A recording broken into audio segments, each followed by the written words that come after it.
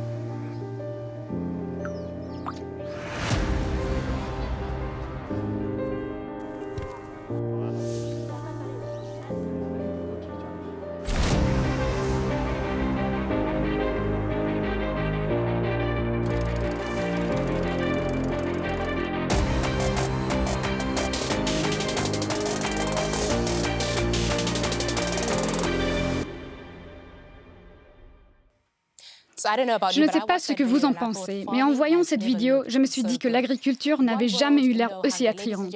Un monde sans fin, mesdames et messieurs, nous ne vous demandons pas si c'est possible, nous affirmons que c'est possible, et la personne que vous allez voir tout de suite y croit très fermement. Je suis ravie de vous présenter Dr Maria Flachsbach du ministère fédéral allemand pour le développement et la coopération économique avec son discours d'ouverture. Bienvenue à vous, Christine Mundois et participants du monde entier. L'année 2020 est une année décisive. Il nous reste 10 ans pour achever l'objectif de développement durable numéro 2. Au lieu de progresser vers un monde sans fin, la crise du Covid nous a retardés dans notre avancée. En même temps, les défis auxquels nous faisions face avant le Covid sont toujours là. L'évolution démographique, les conflits et le changement climatique. Par conséquent, nous assistons à une augmentation inexorable de la pauvreté, la malnutrition et la faim. Au vu de ces défis et contretemps, nous devons redoubler d'efforts pour mettre fin à l'insécurité alimentaire. Nous ne pouvons pas rester indifférents à la souffrance de millions d'enfants, de femmes et d'hommes dans le monde entier. La faim est un scandale, car nous avons les moyens, les connaissances et la technologie pour y mettre un terme. Au ministère fédéral allemand pour la coopération économique et le développement, nous croyons fermement qu'un monde sans faim est possible. La sécurité alimentaire, l'agriculture durable et le développement rural sont des priorités pour nous. Depuis 2014, nous avons investi 1,5 milliard d'euros par an dans ces domaines. Par notre initiative Un monde sans faim, nous fournissons notre aide à 17 pays, principalement en Afrique. L'initiative encourage la résilience climatique, des sols fertiles et des récoltes améliorées. Elle contribue également à de meilleures perspectives d'avenir pour les agriculteurs en améliorant leur éducation et leur représentation et en créant des emplois meilleurs et mieux rémunérés. L'initiative coopère avec une grande alliance de parties prenantes. Elle comprend des représentants de la société civile, des organisations d'agriculteurs, le secteur privé et la communauté scientifique. À travers notre travail dans cette initiative, nous avons vu que les habitants de zones rurales peuvent faire la différence pour combattre la faim. Car ils connaissent leur communauté, leurs défis et leurs besoins mieux que personne. Beaucoup ont partagé leurs connaissances et les ressources locales pour développer des solutions concrètes, en promouvant l'agriculture durable, en renforçant le leadership des femmes, en organisant les agriculteurs ou en adoptant les innovations technologiques. Souvent, des petits projets d'innovation ont fini par changer la vie de nombreuses personnes. J'aimerais remercier nos partenaires d'un monde sans fin pour avoir placé ces acteurs du changement au cœur de notre événement aujourd'hui. Il est crucial que nous reconnaissions leur rôle central et les bénéfices de leurs connaissances, et que nous les réunissions avec les décideurs européens pour trouver le meilleur moyen de joindre nos forces et de combler leurs besoins.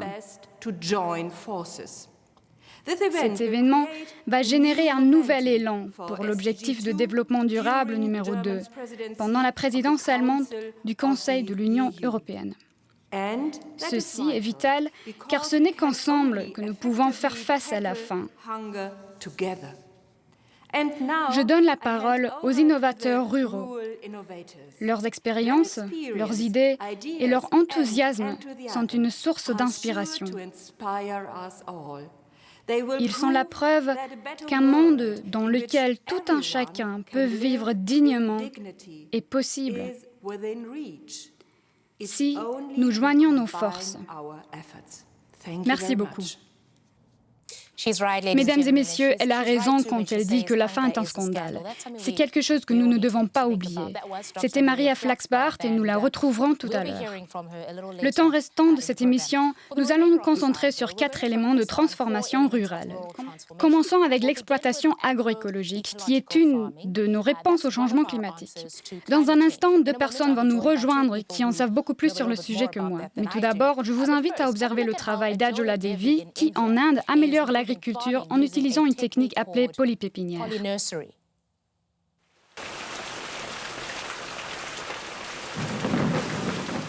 La fin de la mousson se profile dans l'état de Jharkhand, dans l'est de l'Inde.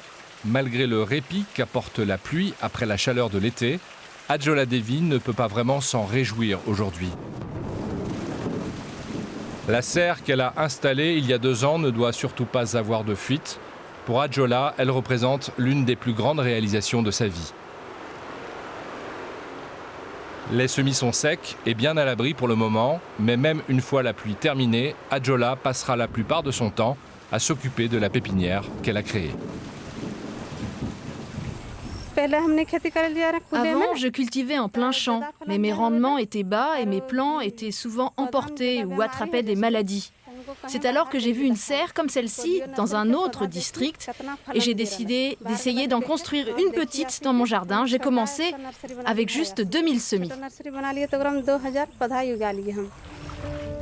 La mousson a rempli les puits du district de Deoghar. Cela aidera Adjola Devi et les 3 autres femmes qui travaillent avec elle à entretenir la serre qui abrite désormais 30 000 semis.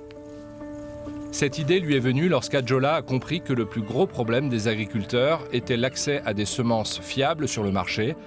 Il leur fallait des pousses diversifiées dont la qualité était garantie et qui soient disponibles à la bonne saison. La serre est la solution à ces 3 problèmes. Adjola reçoit le soutien de Needs, une organisation locale qui encourage l'agrobusiness durable. Elle l'a aussi aidé à trouver ses premiers clients. Aujourd'hui, près de 60 fermiers lui achètent des semis chaque saison. Ils déclarent que leur revenu annuel a augmenté de 50 000 roupies indiennes en moyenne, l'équivalent de 650 €. C'est presque le double de ce que les familles ont gagné les années précédentes.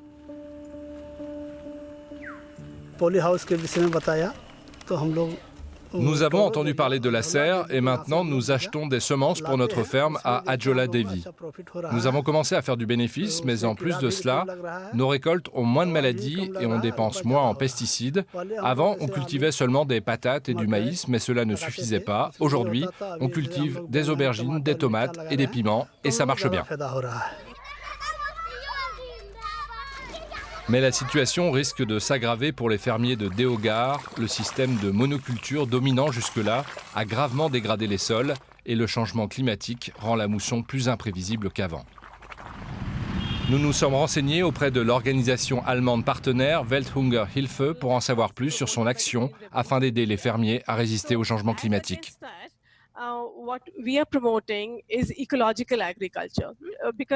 Nous encourageons une agriculture écologique qui intègre plusieurs sous-systèmes comme l'agriculture, l'horticulture, la pisciculture, l'élevage de volailles, de petits animaux, l'apiculture. Et lorsqu'un fermier intègre ces divers sous-systèmes, le risque est diversifié. Pour aider à diversifier le risque et réduire leur dépendance à une seule source de revenus, les femmes du district ont constitué des groupes d'entraide. Ajjola joue un rôle actif en partageant ce qu'elle a appris sur la culture de diverses variétés de légumes, comme les piments, les tomates, ainsi que certaines espèces de courges très demandées. Les gens ont commencé à me croire lorsque j'ai fait mes preuves en allant au marché, quand j'ai réalisé des bénéfices.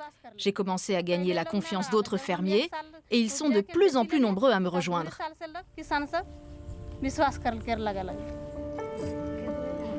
Cela n'a pas toujours été facile pour les fermiers du district de Deoghar, raconte Ajjola Devi, et le changement climatique ne va pas arranger les choses.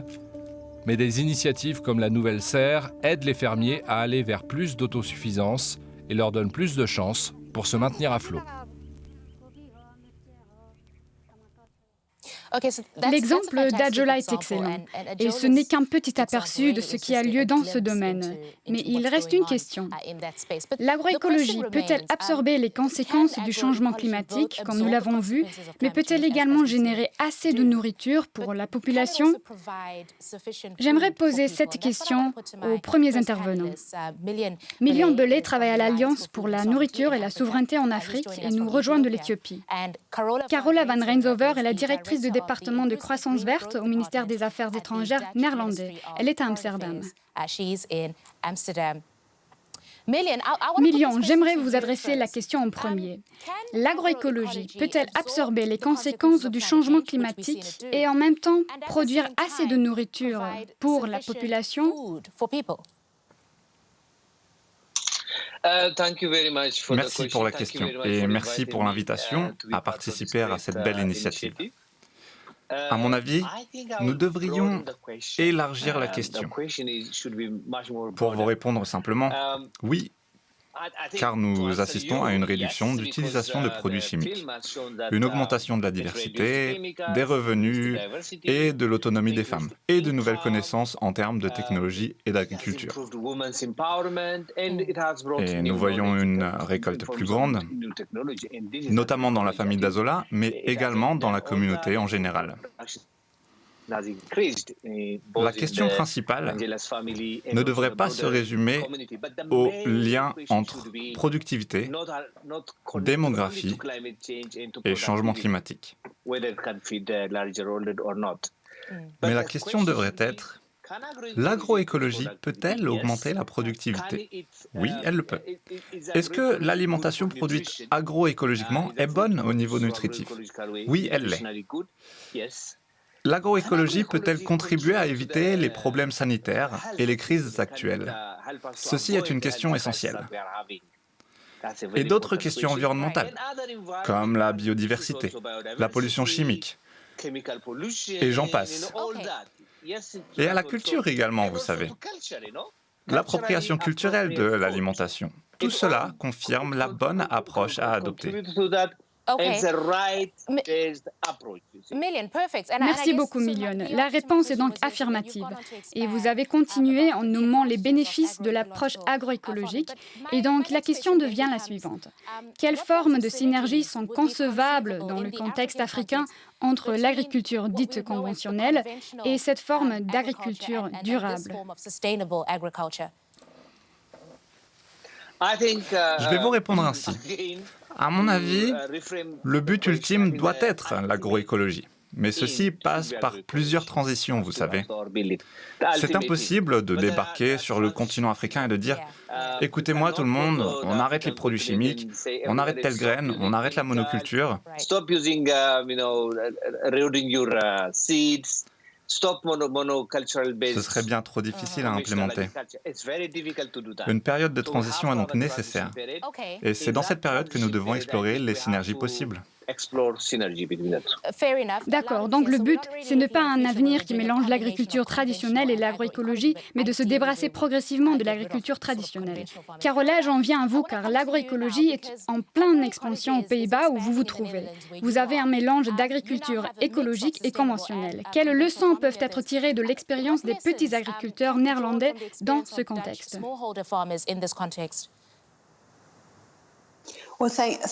Merci Christine pour cette question et je suis complètement d'accord avec Million car notre objectif est une transition dans le système alimentaire passant par l'agriculture, la vente et la consommation qui est durable, nutritive et suffisante pour nourrir 10 milliards de personnes d'ici 2050. C'est un énorme défi, mais le seul moyen d'y arriver est une transition vers un système entièrement durable. Si nous continuons d'exploiter la planète, nous nous compromettons encore plus que nous le faisons déjà aujourd'hui. Donc le but et la direction que nous prenons sont très clairs. Aux Pays-Bas, nous étions aux prises avec ce problème et après la Seconde Guerre mondiale, nous avons développé un système qui permettait de produire de la nourriture en grande quantité. Et au fil des années, nous avons effectué une transition vers une alimentation qui est nutritive, respectueuse de la nature et durable. Et comme Million le dirait, c'est une approche étape par étape que nous devons adopter au plus vite et apprendre de chaque expérience tout en utilisant des systèmes multiples. Carola, je dois vous poser cette question car nous devons souvent réussir deux choses à la fois. L'agriculture durable peut-elle générer un nombre substantiel d'emplois ? Car ceci est une vraie nécessité dans les pays du Sud.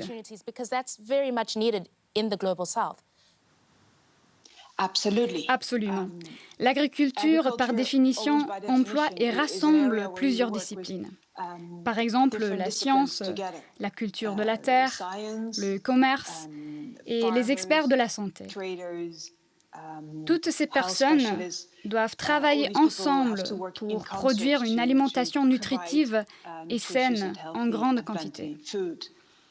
Et évidemment, toutes ces innovations génèrent des emplois de plus haute qualité, tout en générant des opportunités de transformer les produits de façon locale pour les marchés locaux. Million, je reviens vers vous. Comment pouvons-vous inciter les professionnels à opter pour l'agriculture durable plutôt que de continuer avec l'agriculture conventionnelle? C'est une excellente question. Il y a des conditions pour réaliser cela. Tout d'abord, il faut créer une base de connaissances additionnelles, mais il faut s'assurer que celle-ci soit basée sur les connaissances déjà connues des personnes concernées. Ceci est primordial pour comprendre les crises sanitaires, environnementales et culturelles actuelles. Dans une certaine mesure également, la mécanisation, l'utilisation de technologies appropriées sont importantes. Par exemple, il a été démontré que les polypépinières ont profité à la communauté. Donc les technologies appropriées développées en collaboration avec la communauté sont très importantes. Les marchés sont également importants. Les marchés locaux, les liens entre les marchés, non pas l'agriculture basée sur le marché, mais le produit de cette exploitation peut contribuer à un marché rentable. Et voilà pourquoi c'est si important d'inviter les professionnels.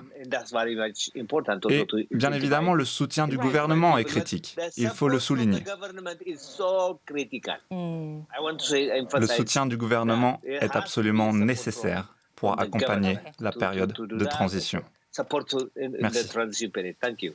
Merci. Absolument. Milian Carola, merci beaucoup pour vos perspectives sur le sujet. Dans ma langue maternelle, le Shona, parlé au Zimbabwe, nous avons un proverbe, Musha Mukadzi, qui signifie la femme et la famille. On pourrait étendre la signification en disant que la femme est la société. Nous disons cela pour exprimer l'importance de la femme aujourd'hui et comme cela a toujours été. Les femmes labourent les terres dans les zones rurales de tous les pays du Sud. Maintenant, nous avons atteint le consensus que nous ne pouvons pas transformer les régions rurales sans elles. Et il a été observé que la productivité agricole augmente quand les femmes sont plus qualifiées et ont plus d'accès aux ressources. Juliette Kouassi, en Côte d'Ivoire, vous en apporte la preuve.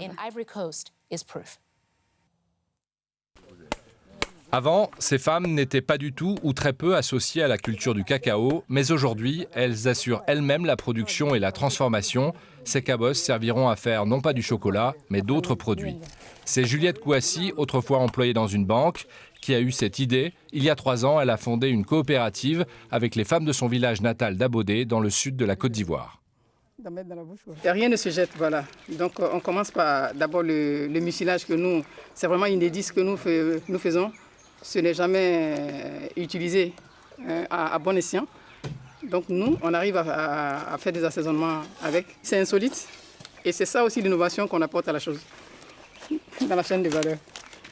Les femmes utilisent le jus tiré de la pulpe et les fèves de cacao pour fabriquer divers produits, des fèves de cacao aromatisées, des épices et du thé. Près de 40 femmes de la région ont rejoint la coopérative. Elles obtiennent aujourd'hui un revenu qui les fait vivre, elles et leurs familles. Je travaillais de façon occasionnelle. Je ne gagnais pas beaucoup d'argent. Mais depuis que j'ai rejoint la coopérative, ça a changé. Je touche l'équivalent de 4,50 € par jour. Je suis contente parce que grâce à la coopérative, je suis maintenant indépendante.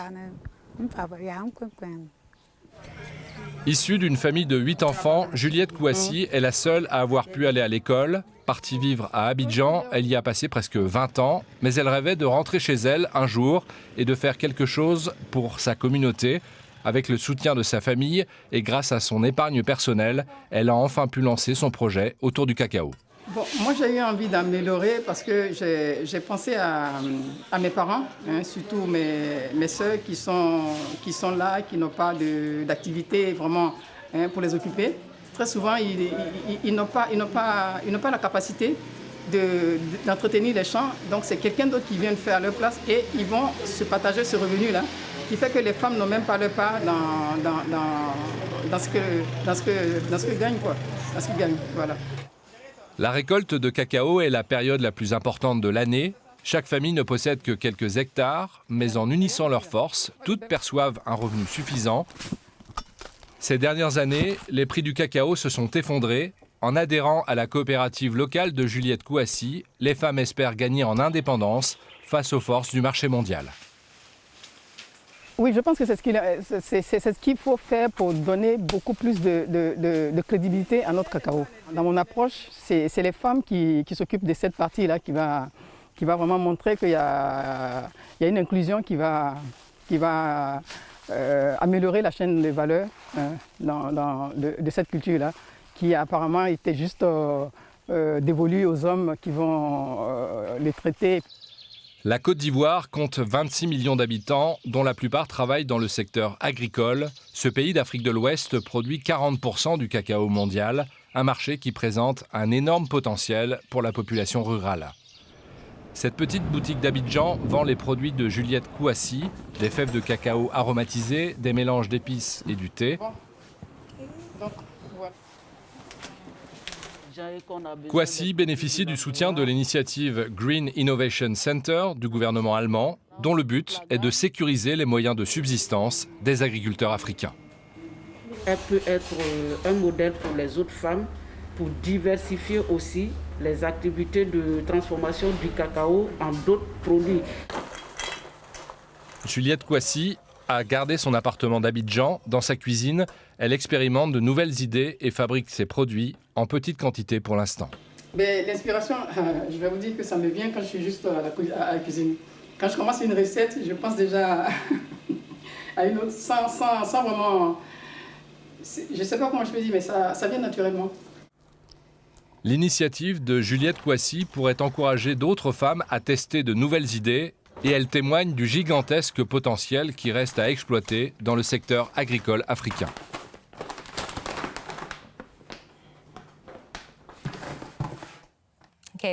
Aujourd'hui, exceptionnellement, j'ai un deuxième proverbe pour vous. Donne un poisson à un homme et tu le nourriras un jour.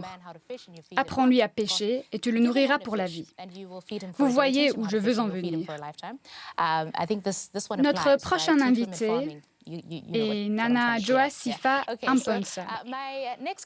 Elle forme des femmes à générer des emplois, de la richesse et de la sécurité alimentaire grâce à des activités d'entreprise sociale au Ghana et elle nous rejoint à l'instant. Salut Nana, bienvenue. Vous savez beaucoup de choses sur la formation de personnes. Quels impacts apparaissent lors de vos efforts de renforcement de capacités des femmes? Quelles évolutions observez-vous dans votre activité?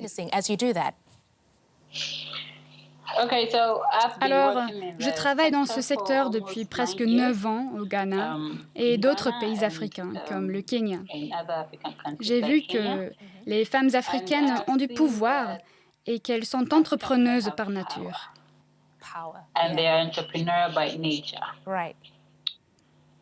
J'ai travaillé avec des jeunes femmes dans le secteur rural ainsi que dans le secteur urbain. Et j'ai vu ces qualités à la fois dans le secteur rural et dans le secteur urbain. Elles ont le zèle et connaissent déjà le chemin du succès. D'accord, donc le pouvoir, le zèle. Nana, quels sont les obstacles pour ces femmes, notamment dans le secteur rural? Quels sont les obstacles qu'elles rencontrent? Vous avez dit qu'elles avaient du zèle et du pouvoir. J'ai toujours dit, et je me le dis moi-même, être passionné n'est pas suffisant. Vous pouvez avoir du pouvoir, du zèle et de la passion, mais si vous n'avez pas le soutien ni l'impulsion pour lancer votre entreprise, ce sera très difficile. Par exemple, si j'ai la passion de monter une entreprise, mais je n'ai pas de mentor, je n'ai pas de formation, je n'ai pas de capital, c'est presque impossible de lancer mon projet. Donc oui, elles ont le zèle et le pouvoir, mais il y a un manque de soutien. Il y a un manque d'accompagnement structuré. Il y a un manque de formation et de finances, particulièrement pour les jeunes femmes et les femmes en général dans les zones rurales.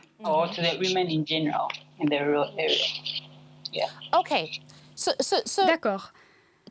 Pouvez-vous nous dire comment vous soutenir dans votre travail? Vous dites que l'investissement est nécessaire. Que doivent faire les gouvernements? Que doit faire le secteur privé pour soutenir une activité comme la vôtre en termes de renforcement des capacités des femmes, pour leur donner ce dont elles ont besoin pour accomplir leur but et exploiter leur potentiel? Vous savez, j'ai commencé en 2014. J'avais le zèle, j'avais le pouvoir et je voulais changer le monde comme nous tous. Donc, j'ai fait de la mobilisation. Je suis passée à la radio pour parler aux gens, pour encourager les jeunes diplômés à rejoindre le secteur agricole. Mais au bout d'un moment, j'ai dû arrêter de promouvoir un secteur dans lequel je n'étais pas moi-même, car il faut prêcher par l'exemple. On ne peut pas encourager les jeunes à rejoindre un secteur alors que l'on n'est pas dans ce secteur.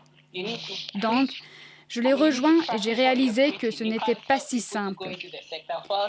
C'est une erreur que la plupart d'entre nous faisons, comme le gouvernement et ceux qui adoptent des lois pour nous. Ils évoluent dans un milieu qui est déconnecté de la réalité sur le terrain. Par exemple, au Ghana, nous avons des lois pour booster l'alimentation et l'emploi, et pour aider les jeunes à former des entreprises agricoles.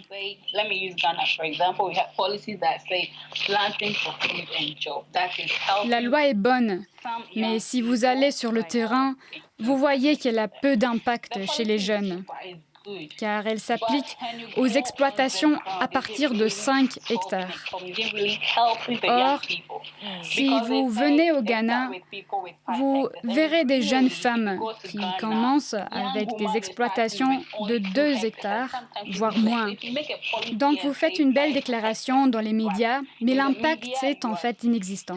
Donc pour moi, le gouvernement devrait envoyer des agents sur le terrain pour voir ce qui se passe en réalité et voir ce que les jeunes ressentent vraiment. Et pour donner une chance aux jeunes femmes, plutôt que d'adopter des lois qui n'ont pas d'impact.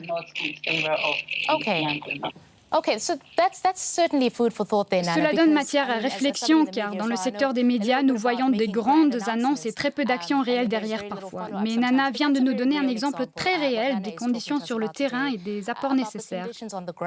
Nous savions que le nombre de femmes était suffisant dans les zones rurales et maintenant nous savons aussi qu'elles ont le pouvoir et le zèle, mais qu'elles ont également besoin de soutien.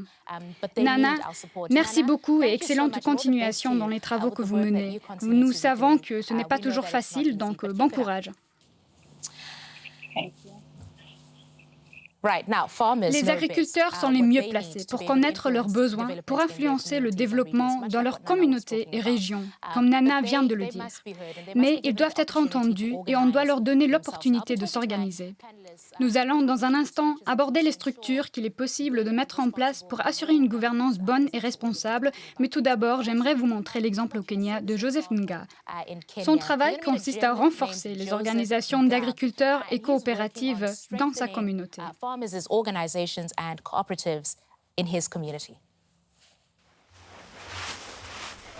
Ici, l'agriculture est désormais une activité lucrative. Gilbert Sugunti vit à Kakamega, à l'ouest du Kenya. Cet agriculteur cultive des céréales et des légumes. Il possède aussi quelques vaches laitières. Ici, j'ai de l'amarante, c'est saisonnier. Je fais les plantations et la récolte, puis je vends du lait aussi et du maïs. Toutes ces activités font qu'à la fin du mois, j'ai un revenu assez stable qui me permet de payer les frais de scolarité des enfants et les autres dépenses de ma famille. Depuis 5 ans, il est membre de la coopérative agricole locale. Cela lui a permis de suivre des formations sur les produits et leur commercialisation. Depuis, il vend son amarante à Nairobi à un meilleur prix. Il s'est aussi associé avec d'autres agriculteurs pour livrer le lait à des acheteurs en gros. Pour les soutenir, les pouvoirs publics ont construit plusieurs stations frigorifiques. C'est le président de la coopérative agricole de Kakamega, Joseph Nga, qui a tout organisé. En tant qu'organisation de paysans, nous avons discuté de ce problème avec le gouvernement du comté, qui a désormais acheté un terrain pour une usine de transformation du lait dans la région. Joseph Nga explique à la coopérative qu'il vaut mieux produire soi-même ses produits laitiers. L'académie Andreas Hermes leur apporte son soutien. L'organisation allemande propose des formations aux agriculteurs et a lancé un projet pilote à Kakamega il y a 4 ans.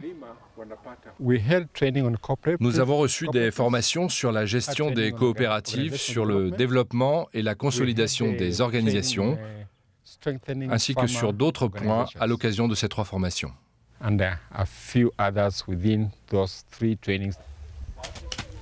En raison de la décentralisation politique au Kenya, les agriculteurs bénéficient aujourd'hui de plus d'autonomie et peuvent créer leur propre structure de production et de distribution.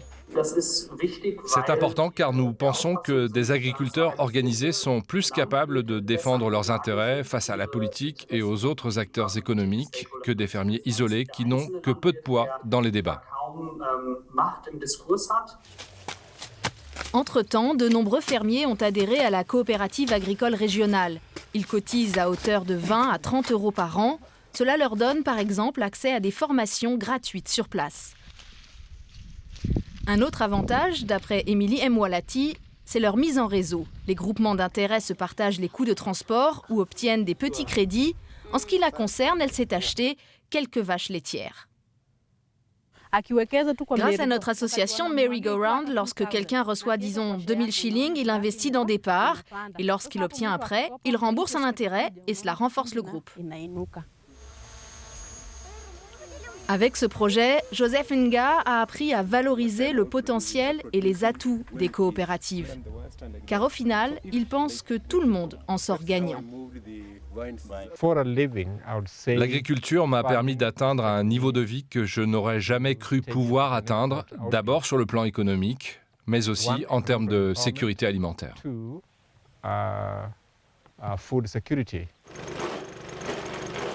Cet engagement a non seulement renforcé les agriculteurs de la région de Kakamega, mais cela leur a aussi permis de ne pas trop souffrir de la crise du coronavirus grâce à de bons résultats. En effet, c'est vraiment impressionnant et un très bon exemple de cette coopérative. Les personnes n'auraient jamais la possibilité d'obtenir un crédit auprès des instituts financiers. Mais dans le cadre de cette coopérative, ils joignent leurs forces pour avancer à grands pas. Nous en parlerons davantage avec nos prochains invités qui partageront avec nous leurs expériences dans ce domaine. Elisabeth Nsimadala vient d'Ouganda. Elle est la présidente de l'Organisation panafricaine des agriculteurs et Matthias Moguet de l'organisation allemande Welthungerhilfe. Soyez les bienvenus. Commençons avec vous, Elisabeth. Quand les agriculteurs se réunissent dans le cadre des associations, ils peuvent plus facilement faire entendre leur voix et faire avancer les choses. Est-ce que vous pouvez nous donner un exemple personnel de votre travail, des agriculteurs qui se mobilisent, qui s'organisent et qui se soutiennent mutuellement ?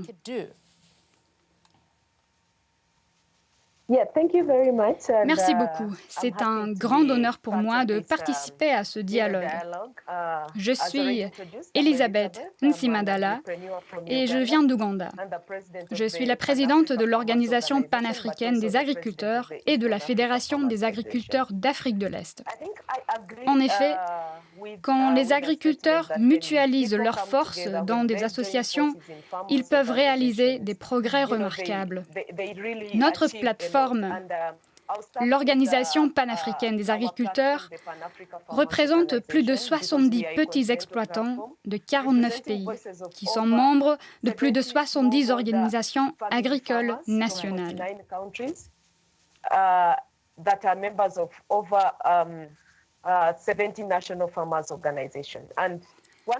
Nous avons une très bonne réputation auprès des différents acteurs. Je vais vous donner un exemple d'une organisation régionale, comme par exemple la Fédération des agriculteurs d'Afrique de l'Est. Dans le domaine politique, nous avons une grande influence régionale. Ainsi, nous avons amené l'Assemblée législative de l'Afrique de l'Est à adopter le projet de loi régissant les coopératives au sein de la communauté est-africaine. Les agriculteurs, les coopératives et les associations s'engagent pour une politique commune dans la communauté est-africaine.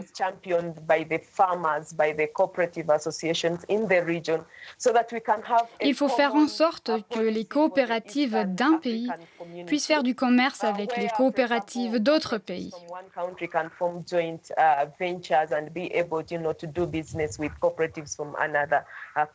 Nous faisons partie du réseau des associations des agriculteurs et c'est pourquoi nous avons pu parler d'une seule voix auprès des parlementaires pour obtenir une législation régionale.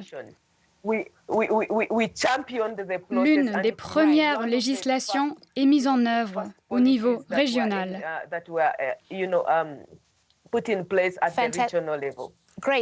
Merci Elisabeth pour cette présentation très intéressante. Matthias, votre organisation s'est fixée comme objectif d'éradiquer la faim dans le monde. Vous coopérez étroitement avec les associations des agriculteurs. Quel est le réel potentiel de cette coopération en termes d'efficacité ? Nous travaillons avec diverses coopératives et organisations dans plusieurs pays. Ainsi, il est plus facile d'améliorer et de mettre en œuvre les mesures politiques. Les agriculteurs font face à de nombreux défis.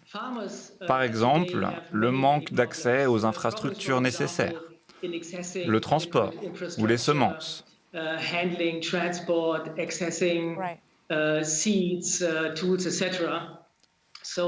Nous essayons principalement de sécuriser les terres.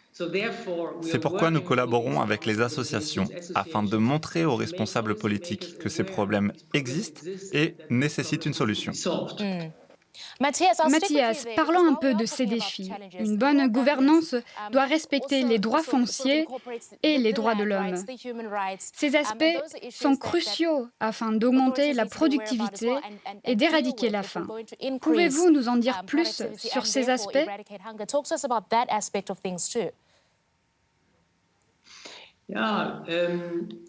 Les agriculteurs isolés n'ont guère d'influence sur la politique. C'est pourquoi ils doivent se réunir pour faire entendre leur voix. Souvent, ils sont menacés par des investisseurs qui cherchent à s'accaparer leurs terres. Et notamment les femmes sont très vulnérables. Souvent, elles perdent leurs terres ou doivent exploiter des terres marginalisées. C'est pourquoi nous menons un dialogue étroit avec les associations d'agriculteurs, les décideurs politiques et le secteur privé pour s'accorder afin d'améliorer la situation des petits exploitants. Merci beaucoup, Mathias. Elisabeth, nous avons encore quelques minutes. À votre avis, comment réunir les agriculteurs ? Existe-t-il un remède universel ou y a-t-il des solutions différentes selon les pays ? Et qui devrait initier cette mobilisation ?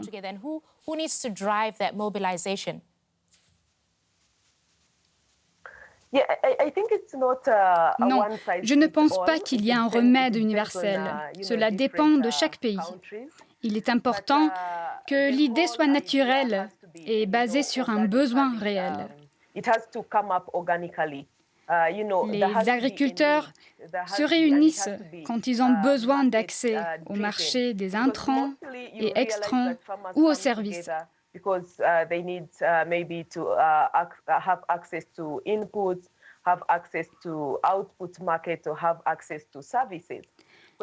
Les responsables politiques doivent également coopérer afin de garantir une politique commune. L'environnement agricole en Afrique n'est pas équilibré. En ce qui concerne la taxation, par exemple, chaque année, le gouvernement annonce des taxes supplémentaires.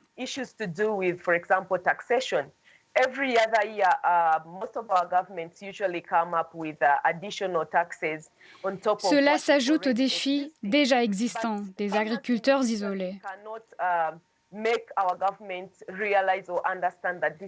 Quand les agriculteurs mutualisent leurs forces, ils peuvent lutter pour plus d'égalité et un environnement propice au commerce.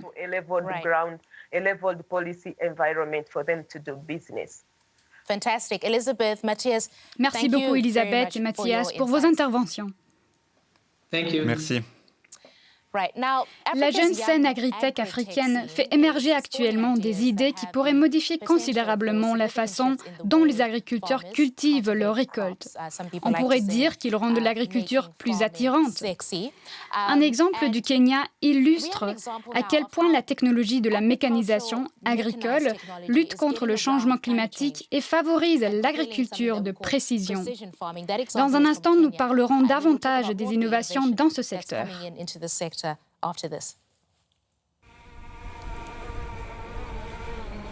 Chaque mois, Moses Kimani fait voler un drone au-dessus des champs de ses clients. L'Afrique a beau avoir des sols fertiles, les récoltes y sont faibles. Cette technologie est censée y remédier. La caméra du drone peut enregistrer la lumière réfléchie par les plantes sur plusieurs longueurs d'onde et capter ce que l'œil humain ne voit pas. Nous survolons les champs de très près et enregistrons des images que nous analysons ensuite pour voir si les plantes subissent un stress. Ces drones permettent de détecter un stress des cultures 2 semaines avant qu'il ne soit visible à l'œil nu. Cela permet à l'agriculteur de prendre les bonnes décisions à temps et d'éviter les pertes de récolte. Moses Kimani a fondé l'entreprise Lentera Africa en 2016 avec un ami.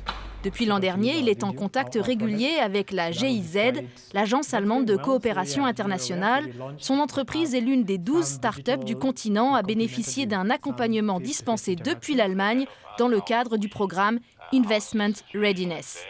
Cette initiative soutient les startups dans leur recherche d'investisseurs. Pour l'instant, l'argent provient surtout de la vente d'engrais.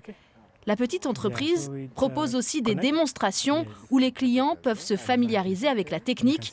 Ce capteur mesure la température et l'humidité de l'air et du sol dans différentes couches. Une application spécifique transmet ensuite gratuitement ces données au téléphone portable du client. Lentera Africa est une entreprise kenyane de technologie agricole. Nous aidons les exploitants à s'adapter au changement climatique et à améliorer leur rendement grâce à une agriculture intelligente qui s'adapte avec précision et durablement. Les données des capteurs de sol sont mises en relation avec d'autres informations, avec les prévisions météorologiques régionales et avec des images prises depuis l'espace. Car les satellites peuvent balayer rapidement de très vastes étendues. Ces images proviennent de satellites Sentinel-2. Ils appartiennent au réseau européen d'observation de la Terre, Copernicus. Tous les 5 jours, les yeux du ciel livrent une nouvelle image et les spécialistes de la start-up transforment ensuite ces données en informations précieuses pour les agriculteurs. Par exemple, on peut suivre la croissance des semis, voir où il faut intervenir et on peut même prévoir les rendements. On peut procéder à des ajustements au niveau de l'exploitation pour sécuriser ces rendements. Nous allons regarder l'analyse de l'humidité du sol.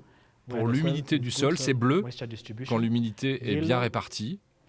Jaune ou vert là où l'humidité du sol est plus faible, ou rouge quand c'est tout sec. Cela nous indique donc que l'irrigation ne fonctionne pas bien à cet endroit. Ici, tout fonctionne comme il faut. Ruth Gakenya utilise l'application de Lentera Africa depuis près d'1 an. Ses légumes poussent à merveille, elle peut désormais en vendre 40% de plus aux hôtels et sur les marchés locaux. 200 agriculteurs travaillent déjà avec cette appli. Ruth apprécie sa facilité d'utilisation.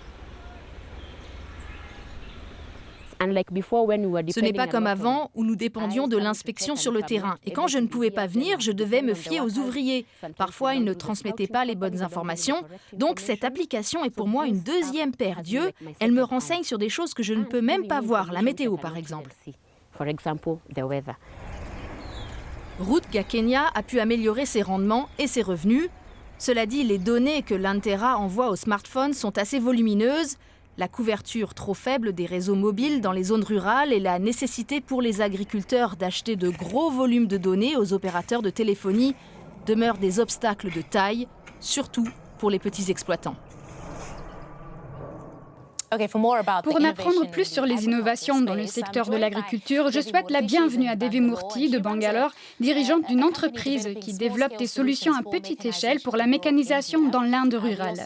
Ensuite, Klaas Neumann de SAP, qui s'y connaît en finance et investissement, et Moses Kimani, le fondateur de Lentera, que nous avons vu dans le reportage. Moses, votre travail est très impressionnant. Il est fascinant de voir à quel point les drones aident les agriculteurs. Mais comment pourrait-on mettre de telles innovations au profit des petits exploitants dans les régions rurales ?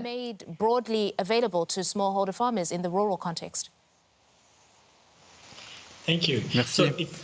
Il est crucial de rendre ces informations accessibles aux petits exploitants.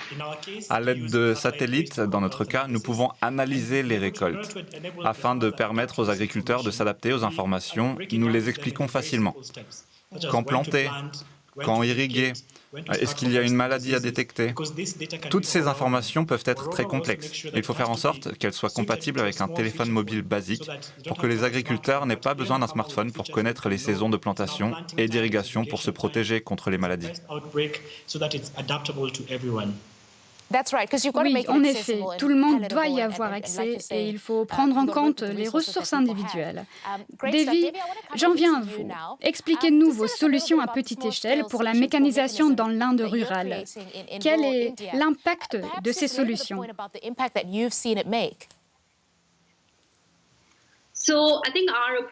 Notre approche est particulière, car nous ne développons pas des produits, mais des plateformes.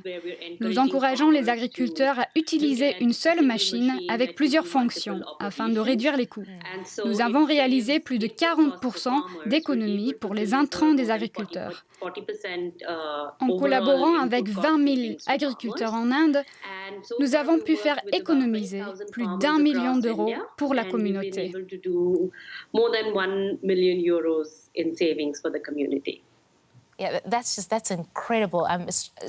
Merci Davy, ce sont vraiment des chiffres incroyables. Claes, vous êtes dans une situation particulière.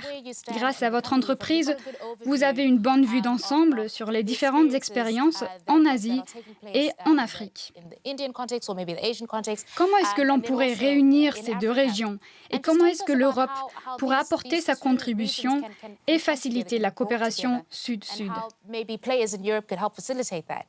That south-to-south cooperation, so to say. Je pense qu'il existe un énorme potentiel. La coopération entre l'Inde et l'Afrique remonte à très longtemps et a été renforcée au cours du siècle dernier. Beaucoup de pays africains ont des relations étroites avec le sous-continent indien. En plus, l'Inde s'est engagée pour une éducation dans le domaine numérique et son application dans le domaine de l'agriculture locale. La situation des petits exploitants en Inde et en Afrique présente des similitudes. Certaines solutions intelligentes de l'Inde pourraient donc être également appliquées en Afrique. Bien sûr, il faudrait les adapter, mais grâce aux plateformes, ces solutions pourraient être rendues accessibles à tout le monde. Oui, donc nous avons besoin d'investissement, de l'argent pour ainsi dire, mais cela dépend des conditions qui doivent être améliorées dans certains cas. Parlons de l'Afrique, car nous savons que les investissements privés sont très limités et le secteur agricole ne reçoit que peu d'argent. Que faut-il changer afin que plus d'argent soit mobilisé pour ce secteur?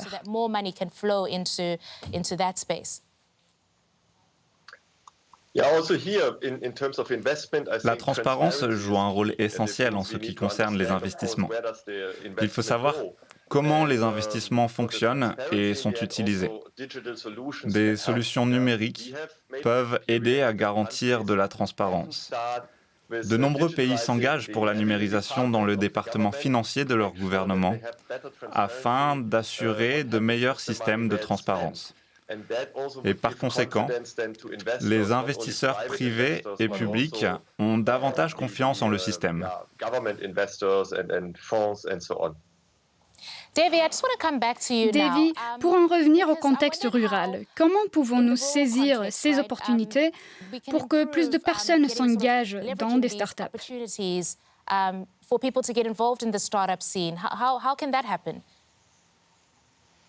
En Inde ou en Afrique, ou de façon générale? De façon générale, par exemple dans votre région. Je pense que la recherche et le développement sont des domaines encore trop négligés. Nous avons besoin de solutions uniques car nos clients sont uniques. Il faut comprendre leur contexte et comportement afin de leur proposer des solutions qui facilitent l'adaptation aux innovations. Pourtant, il existe encore trop peu d'innovations à cause du manque de moyens financiers. A large reason for that is definitely lack of funding. Moses, je m'adresse à vous. Pardon, Davy, je ne voulais pas vous interrompre. Il n'existe pas assez de moyens financiers pour les innovations et l'apprentissage et la distribution au-delà des frontières profiteraient énormément de meilleures ressources financières.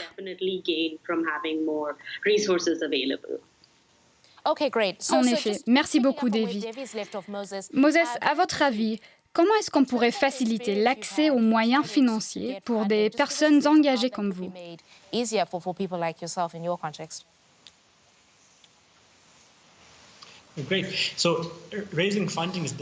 Accéder aux moyens financiers représente toujours un grand défi. Nous avons eu de la chance, car nous avons plusieurs investisseurs et nous profitons d'aides financières. Les investisseurs me disent souvent qu'il est difficile pour eux de trouver la bonne entreprise et les autres entrepreneurs affirment qu'ils ont du mal à convaincre les investisseurs. Ah oui, Claes est tout à fait d'accord. Oui, ce que je voulais dire, c'est que pour que les entreprises puissent accepter les investissements externes, il est nécessaire que les investisseurs soient convaincus des systèmes, des structures et du management. Ce sont les conditions pour qu'ils investissent dans les startups africaines. C'est très intéressant, surtout pour les responsables politiques. D'un côté, des entrepreneurs sont sur place, comme Devi et Moses, et Claes de l'autre côté, qui souhaitent les soutenir et convaincre des actionnaires. Nous devons donc combler cette lacune et aider ces personnes à trouver le soutien dont ils ont besoin. Devi, Claes, Moses, merci beaucoup pour votre contribution. Merci beaucoup. Dans son discours d'ouverture, Maria Flaxbart, du ministère fédéral de la coopération économique et du développement, nous a rappelé que la faim est un scandale. Elle est de retour et je lui donne la parole une nouvelle fois.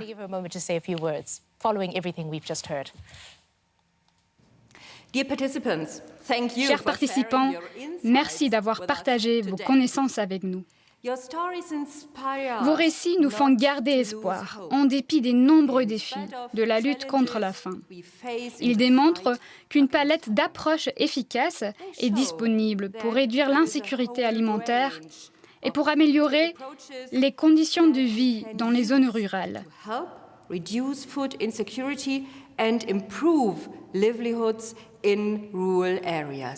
Vos témoignages démontrent l'importance d'habiliter les agriculteurs et agricultrices à prendre en main leur destin. En tant que décideurs politiques et organes exécutifs, nous devons les aider à s'organiser et à exprimer leurs besoins. Nous devons leur fournir les ressources nécessaires pour mettre leurs idées en œuvre et pour créer un environnement propice à la transformation. Nous devons travailler ensemble, au-delà des frontières et des disciplines. Ce sujet nous tient à cœur. Et nous allons continuer de le relayer dans nos conversations avec nos partenaires et les décideurs de l'Union européenne, à travers notre présidence du Conseil de l'Union européenne au sommet Union européenne-Union africaine et au-delà.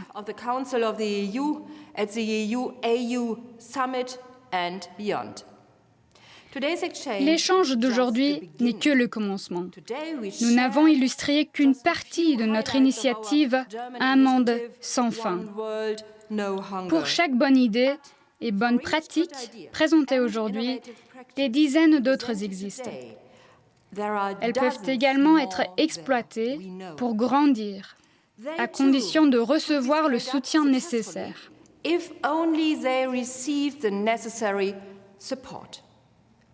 Imaginez combien de vies peuvent être sauvées et améliorées si nous joignons nos forces. La crise du Covid est un frein réel, mais elle est également une opportunité de développer la solidarité, intensifier la collaboration et avancer les innovations pour le développement durable. En mettant tous les moyens en œuvre à notre disposition et en reconstruisant mieux, nous pouvons faire d'un monde meilleur, un monde sans faim, une réalité.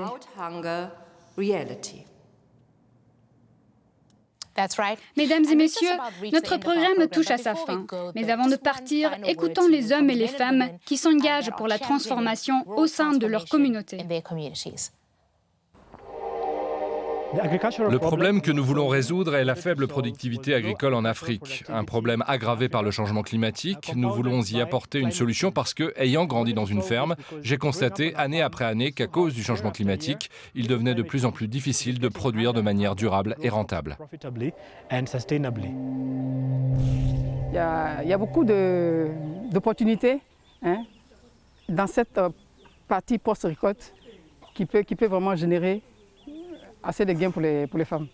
Parce qu'elles n'ont pas de terre et elles ne sont limitées qu'aux cultures vivrières. Or, elles peuvent aussi apporter leur savoir-faire dans la transformation post-récolte du cacao. Notre objectif, c'est d'améliorer la production, la productivité pour renforcer l'autonomisation économique et modifier les sources de revenus dans le domaine de la sécurité alimentaire. Lorsque je forme des agriculteurs, je leur dis de ne pas compter uniquement sur la terre, mais d'utiliser aussi des systèmes intelligents comme la micro-irrigation. Cela permet de produire plus, d'économiser plus d'eau et de gagner du temps. Mesdames et messieurs, un monde sans fin est possible. Mais nous avons besoin de plus de Moses, de Juliette, de Joseph et d'Adjola. Et nous devons les soutenir. Mesdames et messieurs, le temps presse. Il nous reste encore 10 ans. Travaillons main dans la main et ensemble, éradiquons la faim. Merci. Goodbye. Thank you for joining us.